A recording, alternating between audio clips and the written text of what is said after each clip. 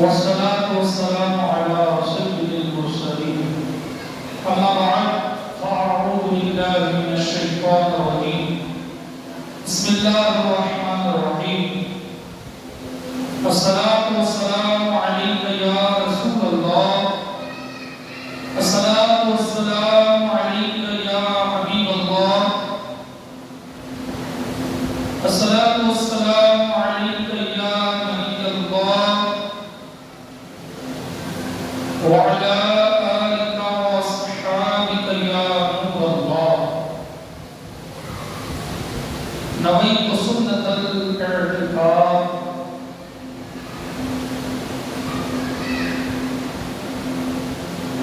حضور جان عالم نبی محترم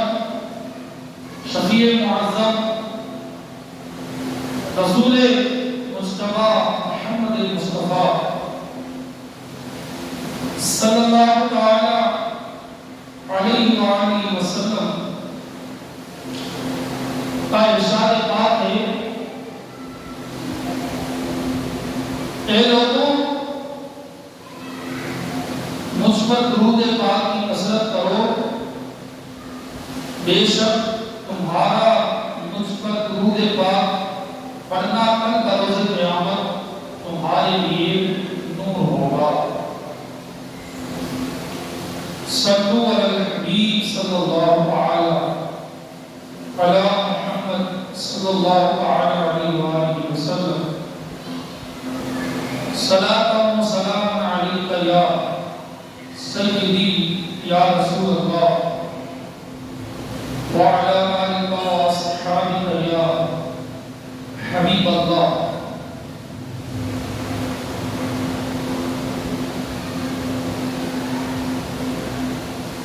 اللہ پاک کے حبیب صلی اللہ تعالی علیہ وآلہ وسلم ہر اس عاشق رسول اور ہر اس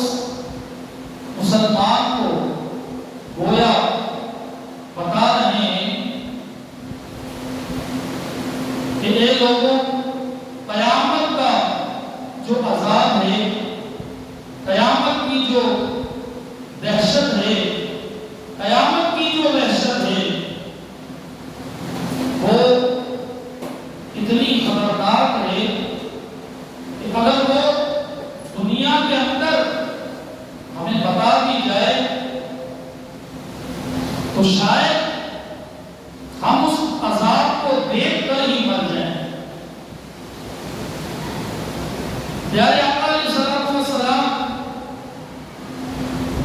فرما رہے ہیں کہ اے میرے غلاموں، دنیا جو ہے وہ آزمائش کا گھر ہے۔ دنیا مومن کے لیے قید خانے کی مثل ہے۔ دنیا مومن کے لیے عمل کی جگہ ہے۔ اس دنیا کے اندر پریشانیاں بھی تم پر آئیں گی، اس دنیا کے اندر مصیبتیں بھی تم پر آئیں گی، اس دنیا کے اندر تمہیں آزمائشوں سے بھی گزارا جائے گا، لیکن اے میرے غلاموں، تم پر جیسی ہی پریشانی ہو، کیسی ہی تکلیف کیوں نہ ہو، تم میری ذات پر درود پڑھتے رہنا، اللہ تبارک و تعالیٰ اس تکلیف کو دور فرما دے گا۔ اب جیسے سرکار علیہ السلام نے فرمایا کہ وہ قیامت کے دن کا جو منظر ہے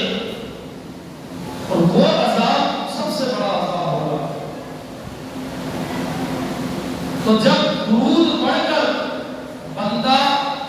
قیامت کے عذاب سے بچ سکتا ہے تو کیا درود پڑھ کر وہ دنیا کے عذاب سے نہیں بچ جائے گا؟ ہمارا یہ ایمان ہے، ہمارا یہ عقیدہ ہے کہ جب نبی کریم علیہ السلام کا ذکر خیر اگر کوئی کرے اور عقیدہ بھی درست ہو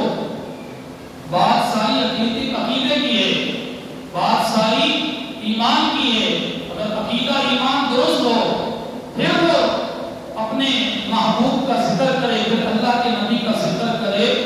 تو پھر آپ دیکھیں کہ چاہے وہ گلی ہو، چاہے وہ محلہ ہو، چاہے وہ علاقہ، شہر، ملک ہو، وہاں پر دیکھیں کیسی بہاریں آتی ہیں۔ اور آج دنیا کے اندر جو اتنی آزمائشوں کا سلسلہ ہے، کہیں پر سیلاب کی تباہکاریاں ہیں، کہیں پر زلزلے آ رہے ہیں، کہیں پر جو ہے وہ زمینیں کھل رہی ہیں اور لوگ اس کے اندر جا رہے ہیں، مختلف عذابات کا سلسلہ ہے۔ تو یہ در حقیقت جو ہے ہمارے اعمال کا نتیجہ ہے۔ آج ہم نے نبی کریم علیہ الصلوۃ والسلام کی جیسی توصیف اور تعریف بیان کرنی تھی، ایسے ہم نہیں کر پا رہے۔ آج عقیدہ، ایمان یہ درست نہ ہونے کی وجہ سے ملک میں آزمائشوں کا سلسلہ ہے۔ اور اس ملک کے اندر آپ دیکھیں کئی ایسے بھی لوگ ہیں کہ جن کا عقیدہ نبی کریم علیہ الصلوۃ والسلام کے حوالے سے ایسا ہی ہے کہ جیسے عام بندے کے بارے میں ہم عقیدہ رکھتے ہیں، یہ عقیدہ ایسا ہی ہے۔ بات اگر رسول خدا علیہ الصلوۃ والسلام کی مدد فرمانے پر ہم کریں تو اہل سنت ہمیں کہتی ہے کہ اٹھا کر پڑھو اپنے بزرگوں کے واقعات، اٹھا کر پڑھو اپنے صحابہ کے واقعات، اٹھا کر پڑھو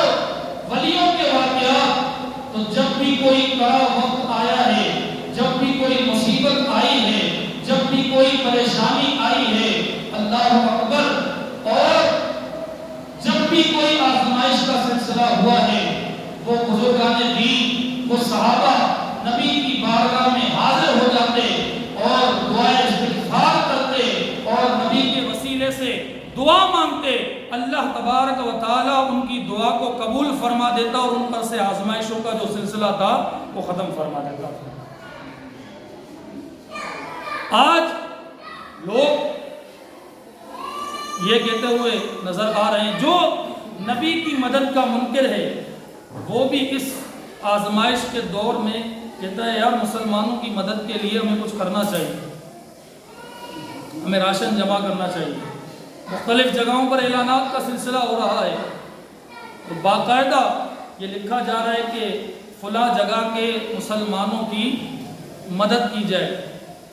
اب جو عقیدہ کچھ لوگ نبی کے لیے نہیں مانتے، وہ عقیدہ عام مسلمانوں کے لیے مان رہے ہیں۔ یعنی عام بندہ مدد کر سکتا ہے، نبی مدد نہیں کر سکتا۔ حالانکہ پہلے کے بزرگوں کا عقیدہ یہ ہوتا تھا کہ جب کسی کی مدد نہیں آتی تھی، اللہ کے نبی کی مدد آ جاتی تھی۔ جب بے یار و مددگار ہو جاتے تو وہ رسول اللہ صلی اللہ علیہ وسلم کی بارگاہ میں حاضر ہو جاتے، اور آپ کے وصال کے بعد بھی، آپ کے انتقال کے بعد بھی صحابہ کا یہ معمول ہوتا کہ جب کوئی بڑا وقت، کوئی پریشانی آتی، وہ حضور علیہ الصلوۃ والسلام کے دربار اقدس میں آتے اور اپنے گناہوں کی معافی مانگتے۔ حالانکہ صحابہ وہ تھے کہ جن کے بارے میں اللہ تعالیٰ نے فرمایا رضی اللہ عنہ ورضوا عنہ، کہ اللہ ان سے راضی ہو گیا اور یہ اللہ سے راضی ہو گیا۔ صحابہ وہ جماعت ہے کہ جب غلطی ہوتی، جب کوئی پریشانی ہوتی، حضور کے دربار میں آتے اور دعا کرتے۔ اور جب نبی، اور ان کا عقیدہ یہ بھی تھا کہ نبی سن بھی رہے ہیں، دیکھ بھی رہے ہیں، سمجھ بھی رہے ہیں، اور اللہ کی بارگاہ میں دست دعا بھی کر رہے ہیں۔ پھر جب دعا وہ کرتے تو اللہ تعالیٰ اس آزمائش کو دور فرما دیتا۔ کچھ عرصہ پہلے جو ہے ہم دعا کر رہے تھے کہ بارشیں آ جائیں اور نماز استسقاء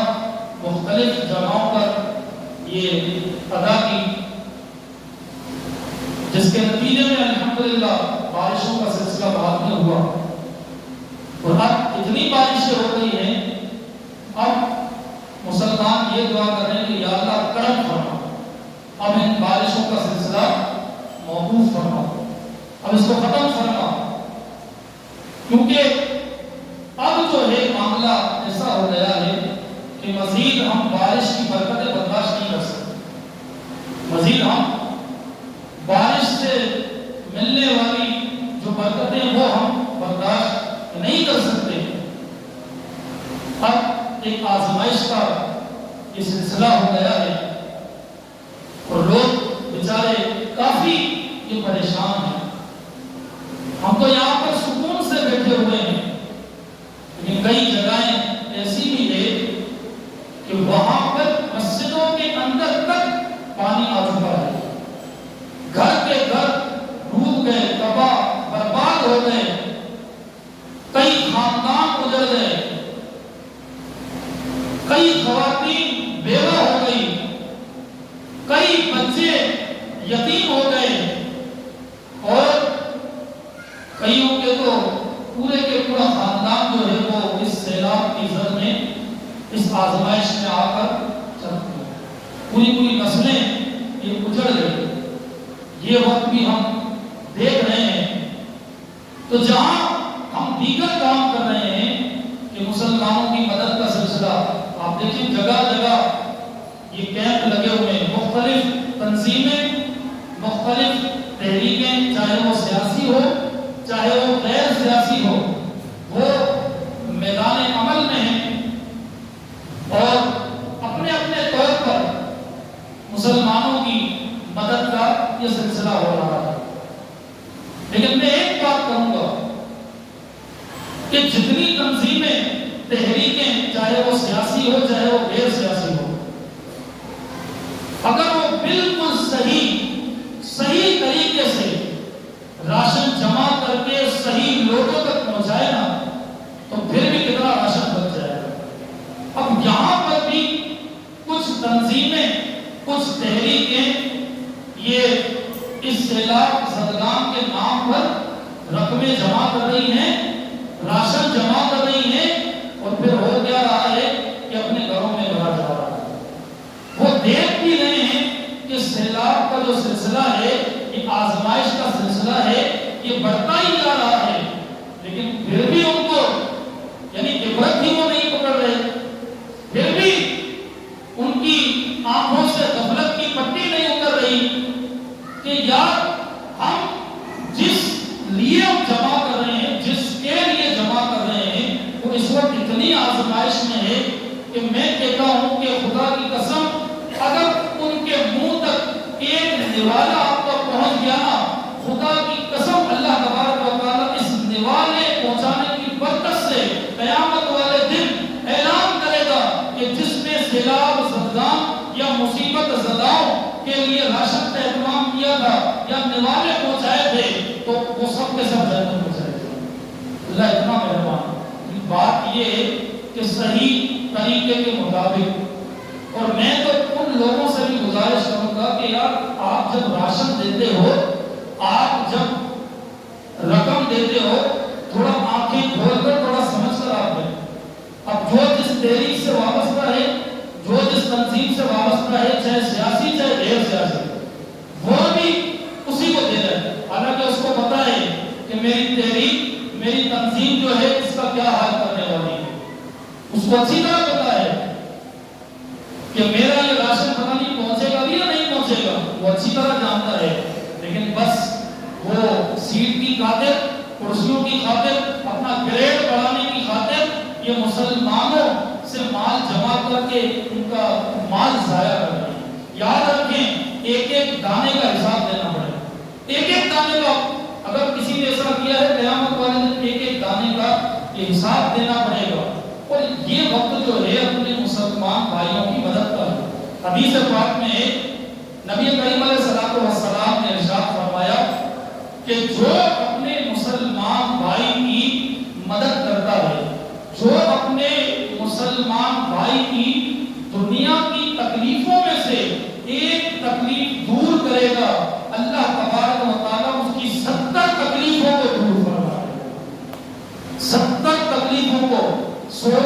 سسٹم، یہ تو ایک فگر بتایا ہے، لیکن اللہ چاہے بلکہ میں تو یہ کہتا ہوں گویا کہ سرکار فرما رہے ہیں کہ اللہ تعالیٰ اس کی ساری تکلیفیں دور فرما دے، ساری تکلیفیں دور فرما دے، تاکہ اس کی دنیا کی تکلیفیں بھی ختم، قبر میں جانے کے بعد قبر کی تکلیف ختم، قیامت والے دن محشر کی تکلیف ختم، جہنم سے اس کو آزادی مل جائے گی۔ تو میرے پیارے اسلامی بھائیوں کے اس وقت مسلمانوں کی مدد کریں، آپ بڑھ چڑھ کر مسلمانوں کی مدد کریں، جو کیمپس وغیرہ کیمپ لگے ہوئے ہیں، مختلف تنظیموں نے لگائے ہوئے ہیں، تو آپ بالکل ان کے ساتھ تعاون کریں، لیکن آنکھیں کھول کر اور تھوڑا دماغ لگا کر۔ آپ خود بھی سمجھدار ہیں سب کے سب، کیا میں اگر یہاں پیسہ دوں گا تو صحیح جگہ پر پہنچے گا یا نہیں؟ اور جو رپورٹیں آ رہی ہیں کہ مختلف تنظیمیں جو مذہبی تنظیمیں ہیں ان کے راشن لوٹ کر اپنے جھنڈے گاڑ کر یہ پتہ نہیں پہنچا بھی رہے کہ نہیں پہنچا رہے، ویڈیوز میرے پاس موجود ہے، سب کچھ پروف کے ساتھ میں بات کر سکتا ہوں، اور اپنے جھنڈے گاڑ کر وہ ترکیبیں بنا رہے ہیں اور مال لوٹ کر وہ سمجھ رہے ہیں ہم کار خیر کر رہے ہیں۔ دنیا کے اندر تو آپ کا نام اگرچہ بڑھ جائے گا، لیکن قبر کے اندر قیامت کے اندر ذلت اور رسوائی ہوگی۔ میں ان تمام تنظیمات کو یہ کہتا ہوں کہ خدا کے لیے اس وقت میں اللہ کے عذاب کو آپ دعوت نہ دیں، اور یہ جو سیلاب کا سلسلہ ہے یہ اس کو عذاب بھی نہیں کہا جائے گا۔ میں اس کی وضاحت آپ کے سامنے پیش کرتا ہوں۔ مختلف علماء کے میں نے کلپ سنے، مختلف بڑے بڑے جو بزرگ علماء ہیں ان سے میں نے کلپ سنے، ان کے ویڈیوز میں نے دیکھی، تو انہوں نے کہا کہ فی الوقت اس کو عذاب نہ کہا جائے، تو بھائی پھر کیا کہا جائے گا؟ یہ اللہ کی طرف سے آزمائش ہے، اللہ کی طرف سے آزمائش ہے۔ آزمائش کس طرح ہے؟ اس طرح کہ جب یہ آزمائش آئی تو اب جو لوگ جن کے گھر گزر گئے، ایک تو ان کے لیے یہ آزمائش ہے، اور پھر جو سلامت ہیں، جو بالکل سیف ہیں اور خشکی میں بیٹھے ہوئے ہیں، ان کے لیے اس طرح آزمائش ہے۔ اللہ اس طرح آزمائے گا کہ وہ دیکھ رہا ہے کہ یہ بندے جن کو میں نے نعمتیں دی ہے خشکی میں ہیں، سکون سے اپنے گھروں میں بیٹھ کر اپنے گھر والوں کے ساتھ 3 ٹائم کا کھانا کھا کر یہ پتہ نہیں شکر ادا کر رہے ہیں نہیں، ان کو دیکھنا ہے کہ اب یہ مسلمانوں کی کتنی مدد کر رہے ہیں، ان کے لیے بھی آزمائش ہے۔ تو یہ دنیا کے اندر آزمائشوں کا سلسلہ یہ ہوگا۔ ایسے ایک اور بات بھی میں نے بڑی پیاری پڑھی کہ چلے اگر یہ عذاب بھی ہے تو یہ عذاب کیا صرف غریبوں کے لیے؟ اگر یہ عذاب ہوگا تو سب سے پہلے تو جو مختلف پارٹی ہے ان کے جو سربراہ ہیں وہی پہلے عذاب کی گرفت میں ہوتے ہیں۔ اگر یہ عذاب ہوتا تو سب سے پہلے تو یہ ڈوبتے، یہ مرتے، یہ غرق ہوتے۔ تو کیا صرف عذاب جو ہے وہ غریبوں کے لیے؟ نہیں، یہ عذاب نہیں، آزمائش ہے۔ آزمائش کے اندر امتحان ہوتا ہے، اور اس امتحان میں جو پاس ہو جاتا ہے پھر اللہ تعالیٰ اس کو نعمتوں سے نوازتا ہے۔ یہ وقت امتحان کا ہے، یہ وقت آزمائش کا ہے، یہ وقت چیکنگ کا ہے کہ دیکھتے ہیں کہ کون کیسا کتنا بندہ کیا کر رہا ہے۔ میں نے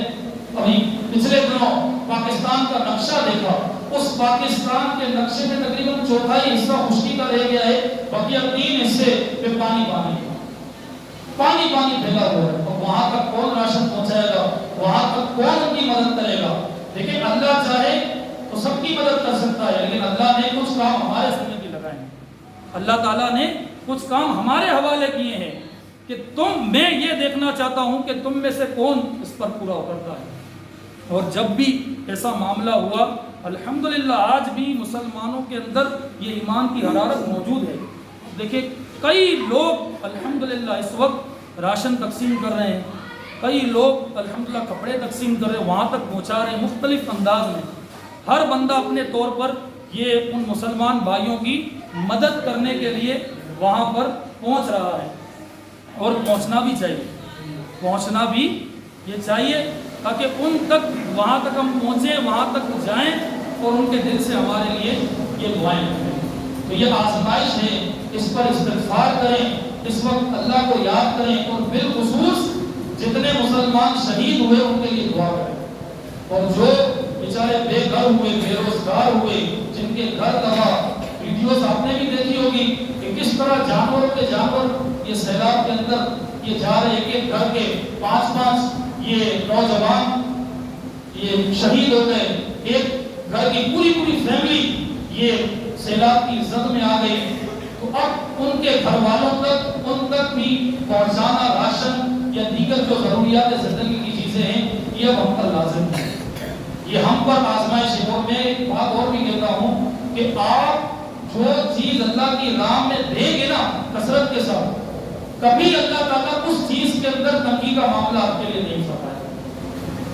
آپ یہ آزما کر دیکھ لیں، آپ آزما کر آپ دیکھ لیں، آپ کا راشن دیں گے نا کبھی گھر کے اندر آپ کے راشن کی تنگی نہیں آئے گی، بھلے مہنگا جتنا بھی ہو جائے راشن کی تنگی نہیں آئے گی۔ آپ اگر کپڑے دیں گے آپ کبھی